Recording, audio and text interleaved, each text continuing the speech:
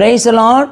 ஆண்டவரும் அருமை இரட்சகருமாகிய இயேசு கிறிஸ்துவின் நாமத்தினாலே உங்களை யாவரையும் நாங்கள் வாழ்த்தி ஆசீர்வதிக்கிறோம். கர்த்தர் தாமே உங்களை ஆசீர்வதிப்பாராக. இன்றைய தேவ வார்த்தை சங்கீதம் 5வது அதிகாரம் 1வது வசனம் 2வது வசனம் சொல்லுது பாருங்க.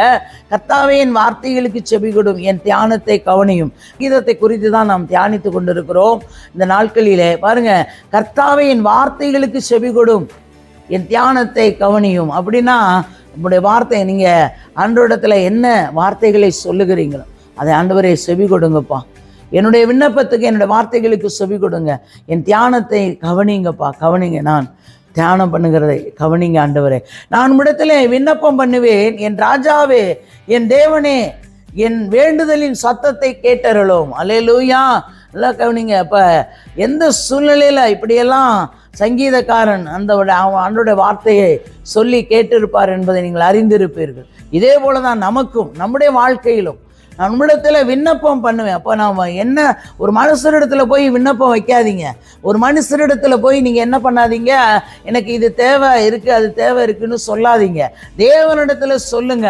தேவன் எல்லா காரியங்களையும் பார்த்து கொள்வார். இப்போ என் ராஜாவே, என் தேவனே, என் வேண்டுதலின் சத்தத்தை கேட்டு, உங்களுடைய வாழ்க்கையில் உங்களுடைய குடும்பத்தை குறித்தோ உங்களுடைய பிள்ளைகளை குறித்தோ அல்லது எதை குறித்தாவது நீங்கள் தேவனிடத்தில் விண்ணப்பிக்கும் பொழுது தேவன் உங்கள் வேண்டுதலின் சத்தத்தை கேட்டருளும். அல்லேலூயா.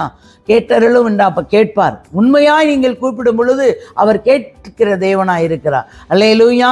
ஒரு வசனம் இருக்கிறது, இந்த ஸ்தலத்தில் செய்யப்படும் ஜெபங்களுக்கு அவருடைய கண்கள் திறந்தவளா, அவருடைய செவியில் கவனித்து கொண்டிருக்கிறான். அப்போ நீங்கள் எந்த இடத்துல இருந்து தேவ சமூகத்தில் ஜெபிக்கிறீங்களோ, உண்மையாய் ஜெபிக்கும் பொழுது அவர் அந்த வேண்டுதலின் சத்தத்தை கேட்கிறார்.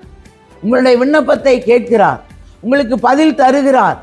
தந்து உங்களை ஆசீர்வதித்து உயர்த்துகிற தேவனாய் இருக்கிறார். தகப்பனே, மை துதிக்கிறோம் சோத்திரம். கர்த்தாவே, சர்வ வல்லமையுள்ள தெய்வமே, மை துதிக்கிறோம் சோத்திரம். நேற்றும் என்று மாறாத நல்ல தகப்பனே, உடைய பரிசுத்தமுள்ள கரத்தில் ஒரு விஷயங்களை தாழ்த்தி உடைய பொறுப்பாகத்தில் தருகிறோம். தேவன் பொறுப்பெடுங்க, ஆசீர்வதி. இயேசுவின் நாமத்தில் ஜீவனுள்ள நல்ல பிதாவே. ஆமேன், ஆமேன்.